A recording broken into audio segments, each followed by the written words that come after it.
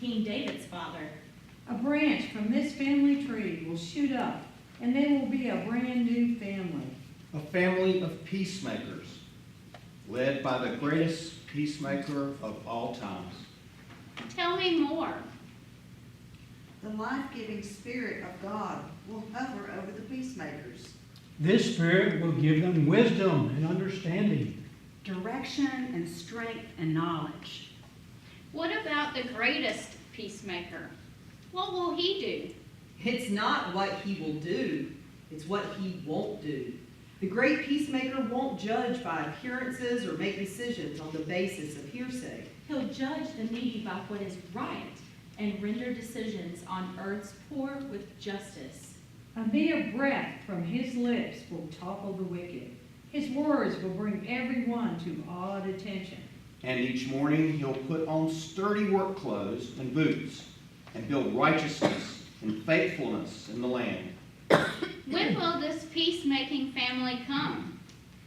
How will I know they are here? You will see the world in a whole new way when the peacemaker and his family arrive. Now, it will be like nothing you've ever imagined. Imagine a wolf playing with a lamb. Well, I can't. Imagine a leopard sleeping with a goat. But you're making this up. How about a calf and a lion eating from the same trough? And a little child right there tending to them. The cow and the bear who hate each other will be grazing in the same pasture, and their children will grow up together.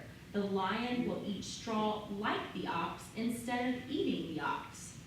And no harm will come to the baby, a little baby, who will crawl over the rattlesnake's dens and stick his hand down the hole of the serpent. Stop it! This lies. These are all lies.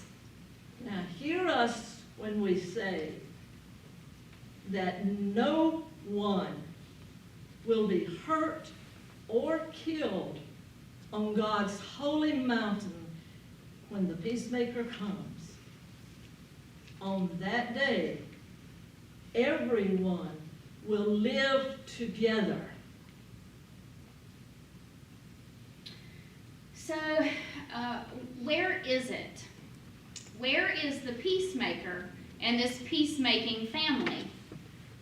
He too took to the mountain and instructed the people on how to live in peace. Please, tell me, what did he say? He told us that instead of living by an eye for an eye and a tooth for a tooth, Don't hit back at all. If someone strikes you, Stand there and take it. You've heard the old written law, love your friend and hate your enemy. Well, the peacemaker challenged that. He told the people to love their neighbors. Right there on that side of that mountain, he told them that to let their enemies bring out the best in them and not the worst. When someone gives you a hard time, respond with the energies of prayer. For then you are working out of your true selves, your God-created selves. This is what God does. God gives the sun to warm and the rain to nourish to everyone. Everyone? The good and bad? The nice and nasty? Yes. Then tell me, where is this family of peacemakers now, when we need them more than ever? Well, they're right here in front of you, trying their best to follow the way of the great peacemaker. So, go tell it on the mountain, over the hills and everywhere. Go tell it on the mountain. Peace has come. This is your call to peace.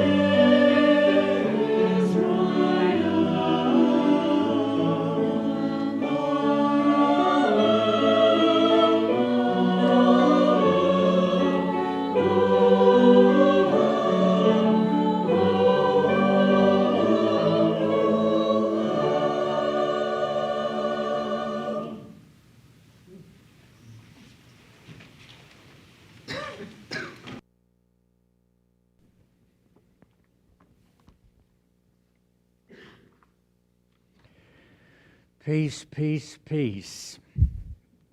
Just as there are many forms of light, soft light, brilliant light, morning light, the last light before evening, so there are many forms of peace. Peace with God, peace within yourself, peace with others, the peace that passes all understanding, and the peace whose understanding we try to avoid for the demands it places on us. This last kind of peace has been the emphasis last week and now this week, the way of peace, of nonviolence and nonviolent resistance. Our vision from Isaiah today is really two visions. The first is God's vision for what a king should be like, and the second is God's vision for what the whole world should be like. What kind of king does God want? Or as it applies to us, what kind of democracy or nation does God want? There shall come forth a shoot from the stump of Jesse. Are you ever amazed at the indomitable character of life, like green shoots from a dead stump? From Jesse's lineage, the lineage of David, as good as dead, comes God's kind of king. The Spirit of God shall rest upon him, a spirit of wisdom and understanding, of counsel and strength, the spirit of knowledge and reverence for God. Reverence, the text says, is his delight. Reverence that is humble acknowledgement of the limits of one's goodness or wisdom or strength. And the reverence of one who kneels before God's goodness and wisdom and strength. That's what a nation needs in its leader or leaders.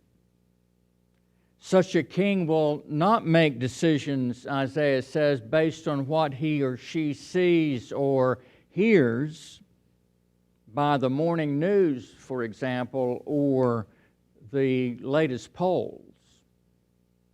Such a king will bring righteousness, justice for the poor, and help for the meek of the earth. God's righteousness makes things right, straightens out what is crooked.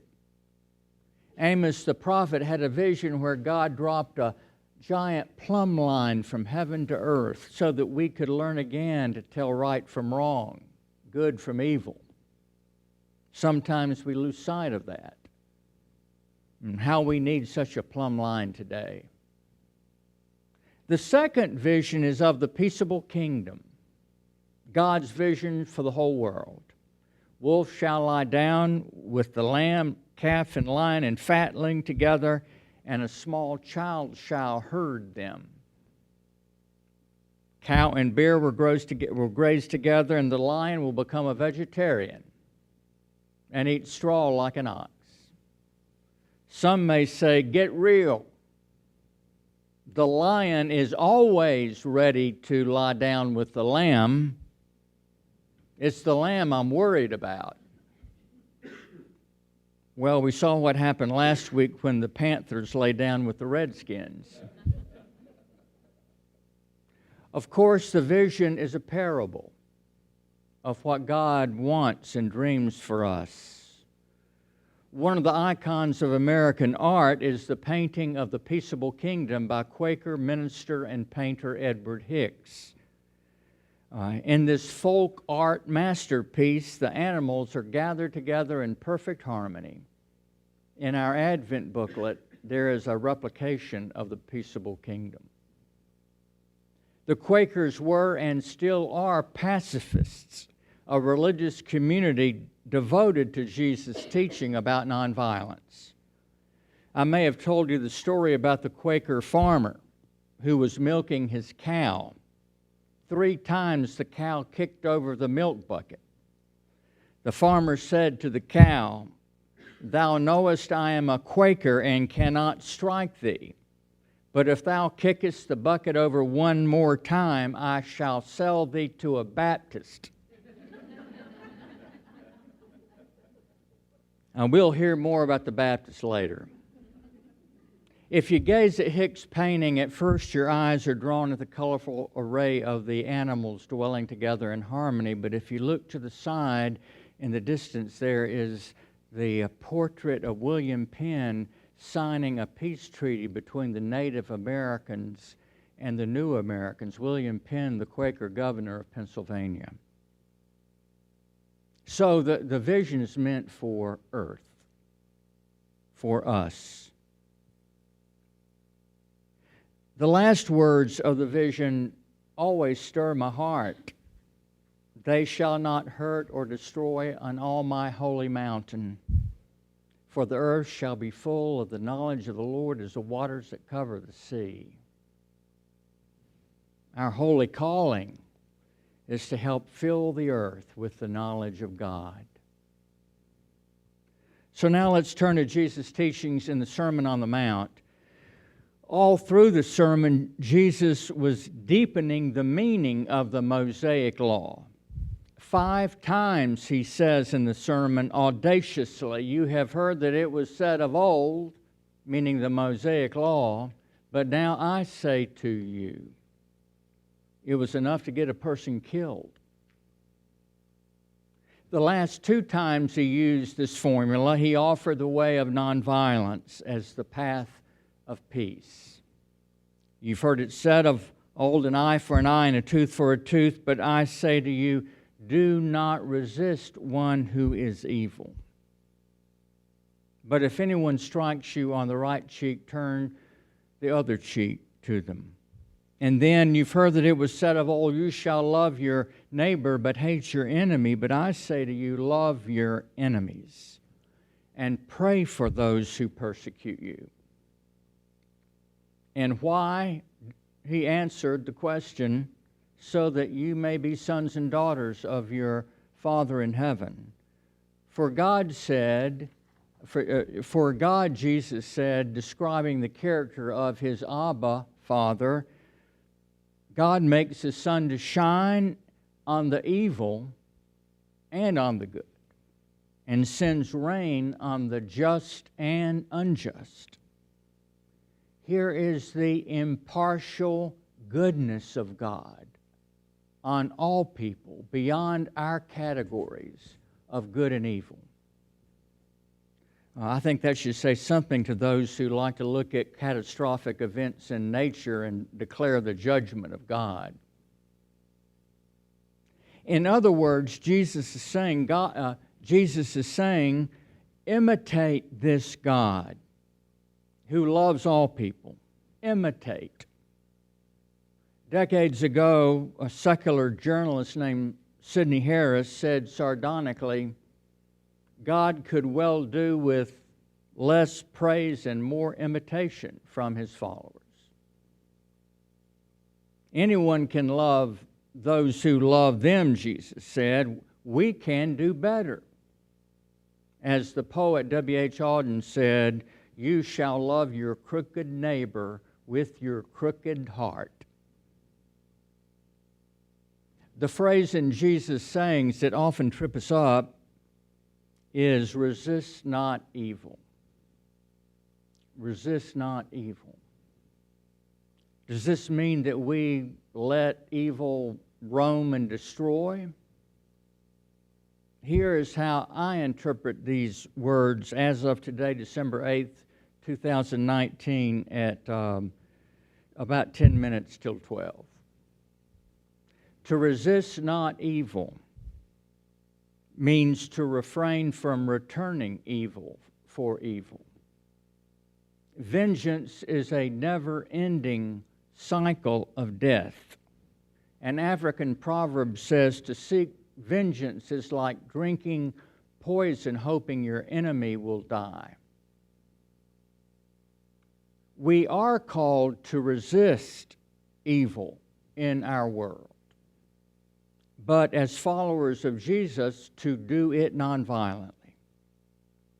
Our American exemplar of nonviolent resistance is, of course, Martin Luther King Jr., who is easy to memorialize but hard to emulate. He led the most powerful movement of nonviolent social change in the history of our nation. He resisted the injustice of our American way of life, but he did so nonviolently. He said, "Darkness cannot drive out darkness. Only light can do that. Hate cannot drive out hate. Only love can do that."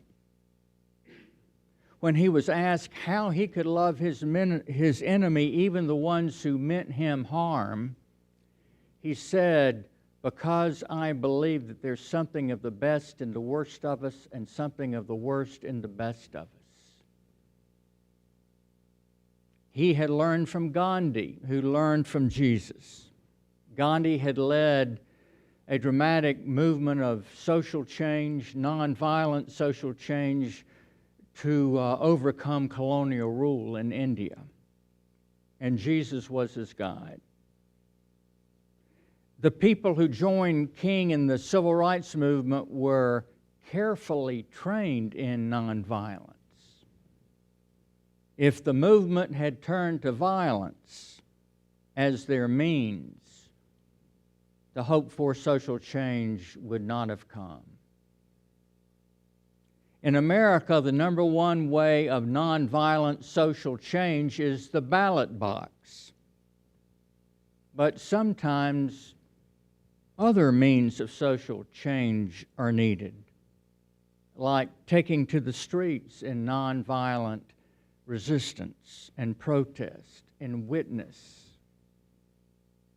Another way is by day becoming a nonviolent person yourself in thought and word and deed.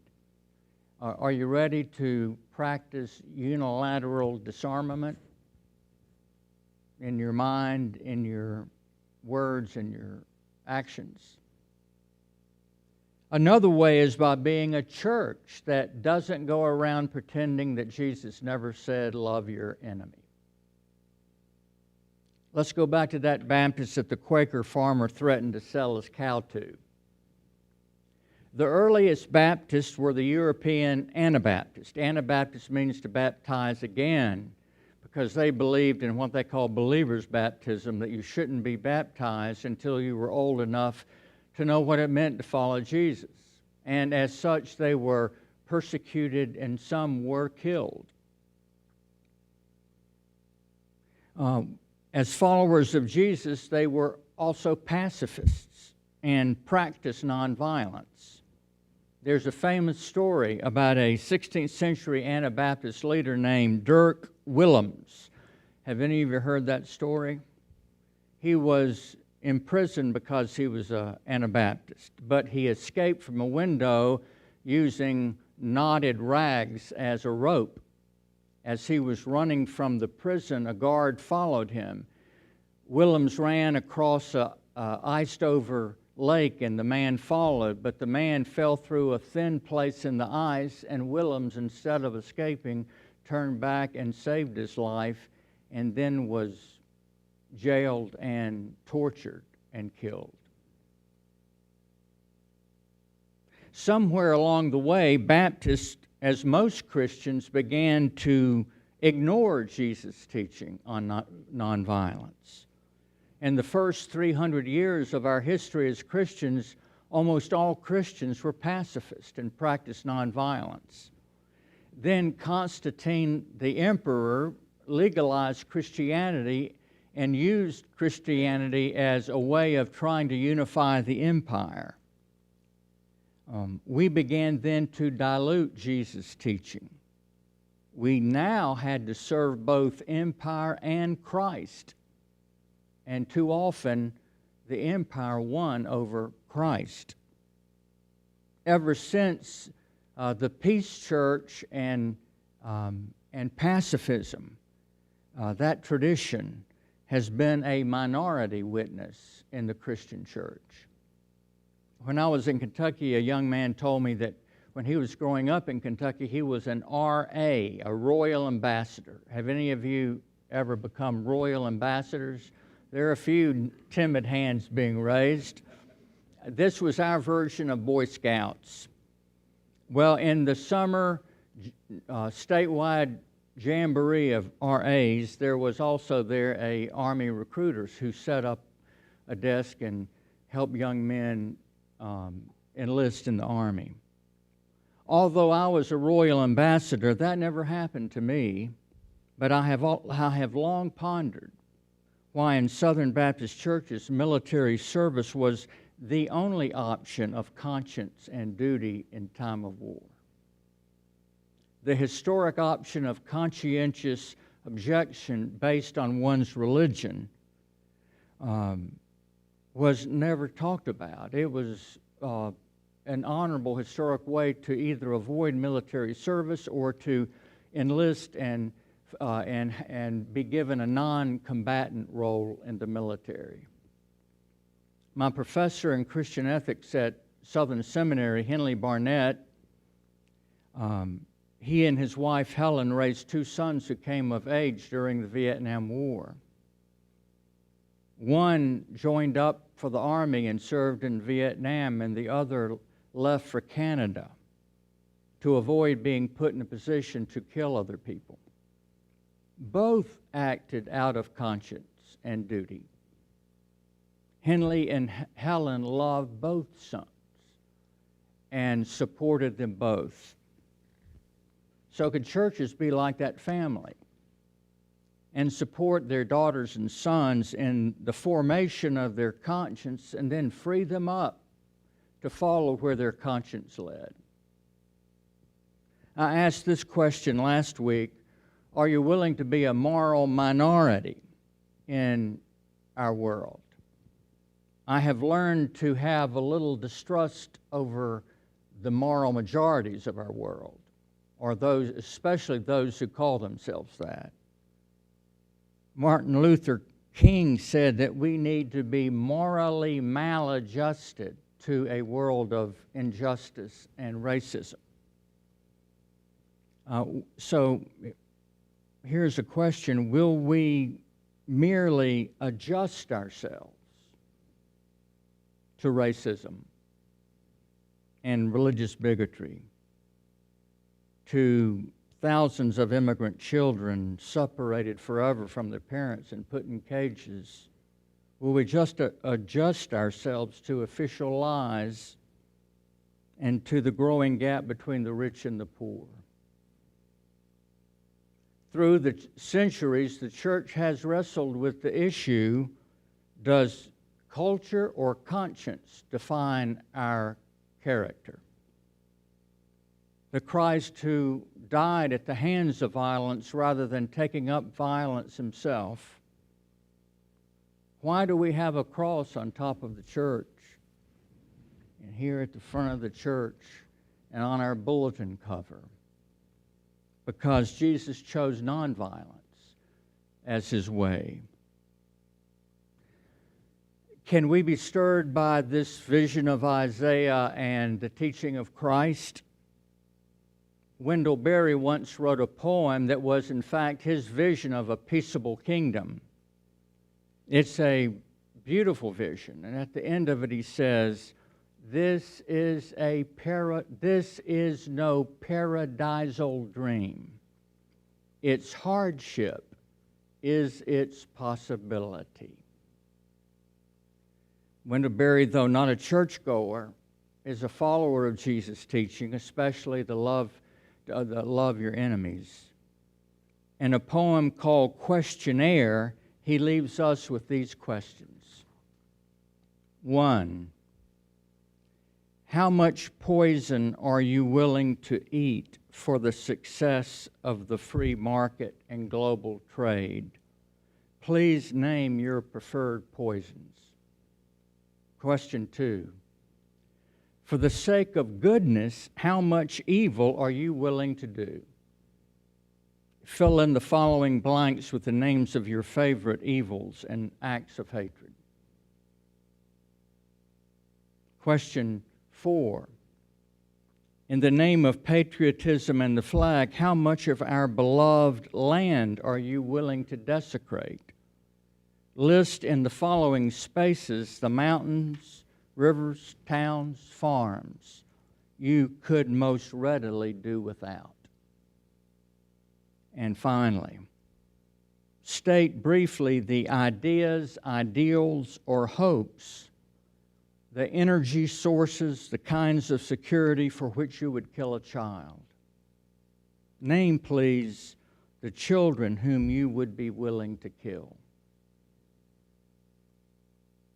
I don't think Jesus would ask us any easier questions.